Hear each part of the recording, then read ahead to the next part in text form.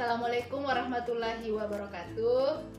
Jumpa lagi bersama saya di video pembelajaran prakarya untuk kelas 9. Di video sebelumnya kita telah membahas tentang bahan pangan hasil peternakan dan perikanan.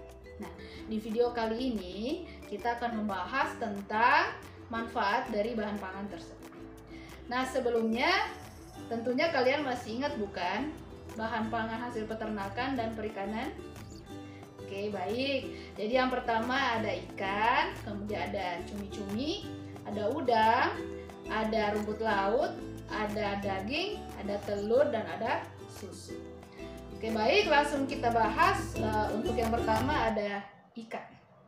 Oke, ikan merupakan salah satu sumber protein yang baik untuk kesehatan tubuh.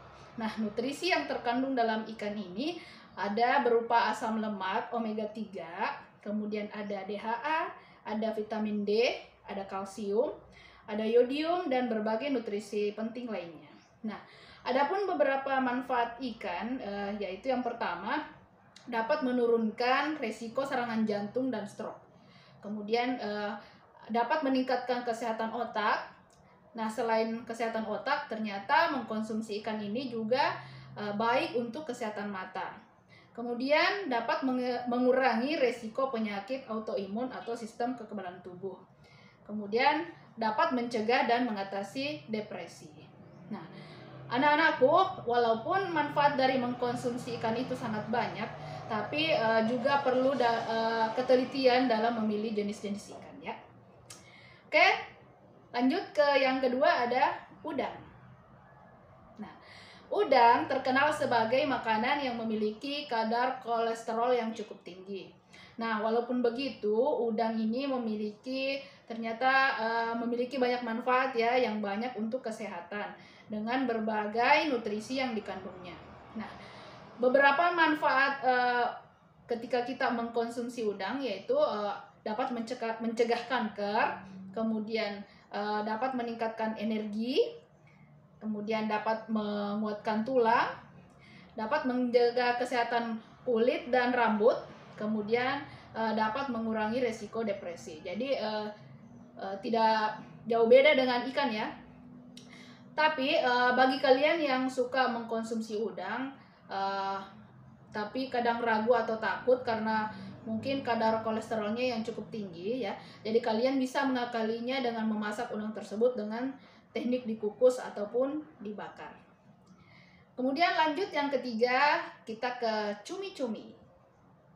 Nah, cumi-cumi ini sangat kaya akan mineral dan nutrisi, yaitu protein, ada vitamin B, seng, yodium, dan omega 3. Nah, manfaat mengkonsumsi cumi-cumi itu ada beberapa juga. Jadi yang pertama, kiranya dapat menurunkan berat badan. Kemudian dapat menyehatkan sistem pencernaan.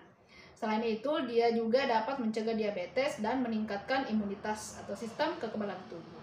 Nah, meskipun banyak segudang nutrisi, kadar kolesterol cumi-cumi ini ternyata tinggi juga ya. Jadi untuk itu sebaiknya kalian menghindari cumi-cumi dengan digoreng dengan balutan tepung. Nah, ya, jadi sebaiknya cumi-cumi itu dimasak dengan cara ditumis, dipanggang atau dicampur dalam sup. Oke, baik. Kita lanjut ke yang keempat, yaitu rumput laut. Nah, sayuran laut ini kaya akan nutrisi penting bagi tubuh, yaitu dengan kandungan vitamin K-nya, kemudian mengandung kalsium, zat besi, serat alami, dan omega 3. Nah, adapun manfaat dari rumput laut yaitu yang pertama mencegah pengeroposan tulang, kemudian mencegah gejala kanker, kemudian bisa merawat kecantikan kulit, kemudian dapat mengontrol berat badan juga ya. Nah, rumput laut ini mengambil mineral yang ada di laut, tempat mereka hidup. Nah, bisa saja tanaman ini menyerap arsenik dan metal berat lainnya.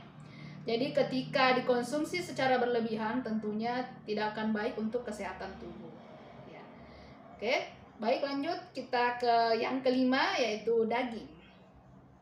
Nah, Ada begitu banyak jenis daging yang biasa kita konsumsi. Nah, seperti di negara kita ini, di Indonesia, mungkin kita lebih banyak memakan daging sapi, kambing, ataupun ayam ya. Seperti momen Idul Adha kemarin, mungkin sajian makanannya banyak berupa daging ya. Makanan dari daging ini memang dikenal enak dan kaya akan protein. Nah, adapun manfaat kita mengkonsumsi daging yaitu dapat mempertahankan massa otot, kemudian bisa meningkatkan energi, kemudian bisa juga mencegah anemia atau kurang darah ya. Kemudian dapat memperbaiki seluruh sel tubuh kita yang rusak. Kemudian yang kelima, dapat membantu fungsi jantung, hati, dan sistem saraf karena kaya akan omega 3. Oke, selanjutnya kita ke yang keenam yaitu telur. Nah, telur merupakan salah satu bahan makanan yang kerap dijadikan sebagai menu sarapan. Nah, selain karena praktis dan mudah untuk diolah, telur juga mengandung berbagai macam nutrisi yang penting untuk tubuh. Nah, dalam sebutir telur tidak hanya terkandung protein saja, tetapi juga mengandung nutrisi lainnya seperti vitamin A, asam folat, vitamin B, fosfor, selenium, vitamin E, vitamin D, vitamin K, kalsium, dan seng. Nah, adapun manfaat dari mengkonsumsi telur, yang pertama itu baik untuk kesehatan mata ya. Kemudian yang kedua, dapat meningkatkan kolesterol baik. Jadi ada kolesterol jahat dan ada kolesterol baik. Nah, ini telur bermanfaat untuk meningkatkan kadar kolesterol yang baik.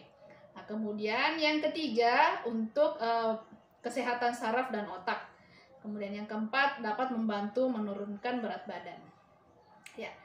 Kemudian kita lanjut ke yang terakhir yaitu susu. Nah, susu ini merupakan pelengkap nutrisi bagi tubuh untuk memenuhi gizi seimbang. Nah, nutrisi yang dikandung oleh susu ini seperti protein, kalsium, fluor, lemak, laktosa, serta vitamin B1 dan vitamin C. Nah, adapun manfaat kita mengkonsumsi susu yaitu dapat memperkuat tulang, dapat menjaga tubuh kita agar tetap fit, kemudian dapat memelihara kesehatan jantung, dapat menetralisir racun, dan dapat mencegah dehidrasi. Nah, itulah ke-7 bahan pangan dari hasil perikanan dan peternakan. Nah, adapun manfaatnya itu tidak jauh berbeda karena ke-7 bahan ini merupakan sumber protein bagi tubuh ya. Jadi sangat bermanfaat bagi kesehatan. Namun jika dikonsumsi terlalu berlebihan tidak baik juga untuk kesehatan. Oke, baik anak-anakku, untuk video pembelajaran kita kali ini cukup sekian dulu. Nanti kita lanjutkan di video pembelajaran berikutnya. Dan untuk selanjutnya anak-anakku silakan dipelajari, kemudian dipahami ya, dan mungkin bisa mencari manfaat-manfaat lainnya dari referensi lain di internet mungkin atau di buku paket. Oke, baik anak-anakku, terima kasih atas perhatiannya. Tetap jaga kesehatan dan jangan lupa selalu beribadah dan berdoa semoga pandemi COVID-19 ini segera berakhir. Oke, baik, Ibu akhiri dengan ucapan wabillahi taufiq wal hidayah. Wassalamualaikum warahmatullahi wabarakatuh.